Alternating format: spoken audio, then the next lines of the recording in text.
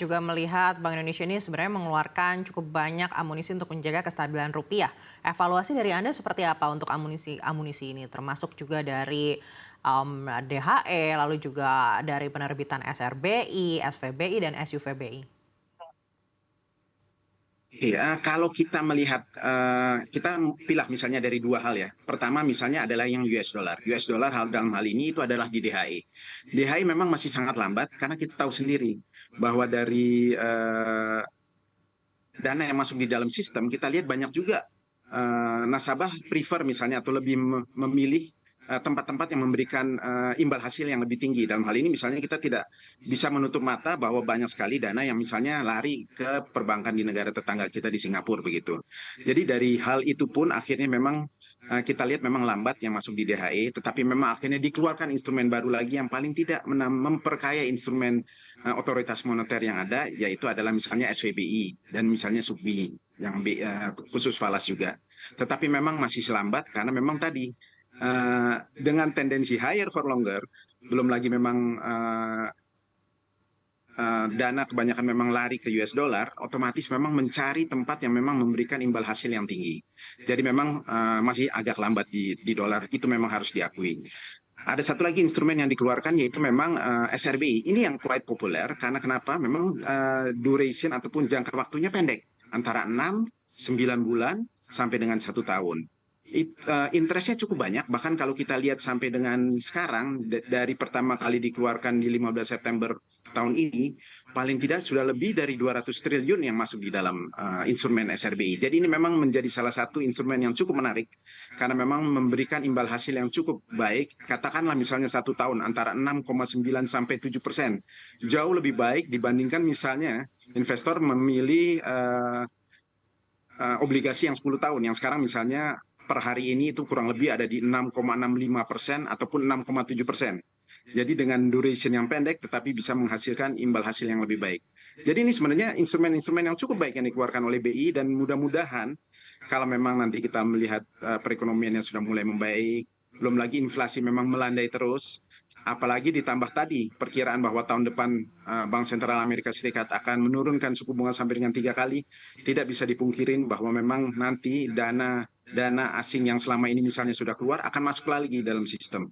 Memang mungkin tidak secepat yang kita lihat sebelum era pandemi, tetapi indikasi ataupun arahnya ke sana memang sudah mulai terlihat sih, Anas.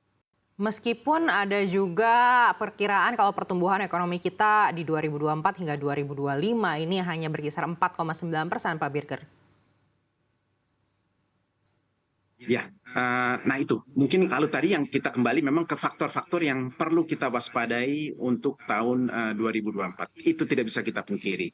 Karena memang hal-hal ini yang memang menjadi salah satu perhatian daripada hampir seluruh negara, terutama kalau memang kita lihat tadi istilah yang namanya slower and divergence growth. Pertumbuhan itu akan menurun di tahun 2024.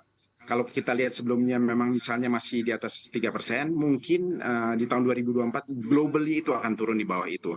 Tetapi kita jangan lihat case by case, karena memang kita lihat juga misalnya ada pertumbuhan di India ataupun yang masih baik dan Indonesia, tetapi ada juga pertumbuhan yang memang lambat.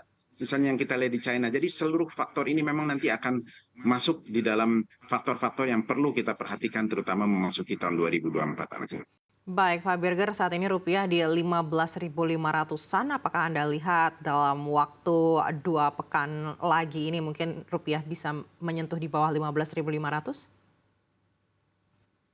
Uh, kita tidak bisa pungkiri ya, apalagi kalau kita melihat across the board seperti yang tadi kami sampaikan, dollar index itu turunnya cukup tajam. Sampai dengan sekarang misalnya sudah 102,5, 102,6, itu dibandingkan highest-nya yang pernah kita lihat di tahun ini ada di 107. Jadi kalau memang ada penguatan ataupun penurunan di dalam dollar index, tidak bisa dipungkiri juga rupiah pun masih memang mempunyai peluang untuk menguat.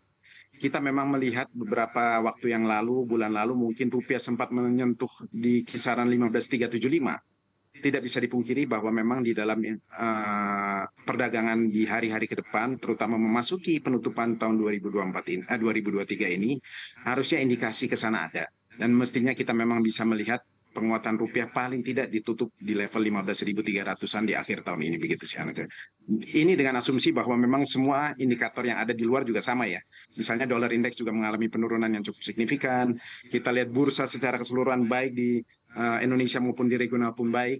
Harusnya arah ke sana memang terbuka begitu sih Anaka.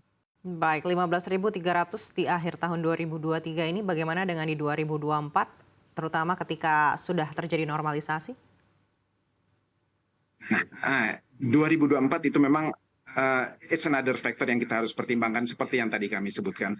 Ada beberapa faktor misalnya pertumbuhan yang memang masih harus diperhatikan, belum lagi the higher for longer yang interest rate yang harus kita perhatikan juga. Jadi itu semua faktor-faktor yang masih harus kita lihat. Tetapi yang pasti kalau memang semuanya memang membaik, perekonomian memang memperlihatkan indikatornya cukup baik, harusnya tidak tertutup kemungkinan pun 15.000 itu bisa break lagi seperti yang kita lihat misalnya di awal tahun 2023 ini. Jadi harusnya arah ke sana ada.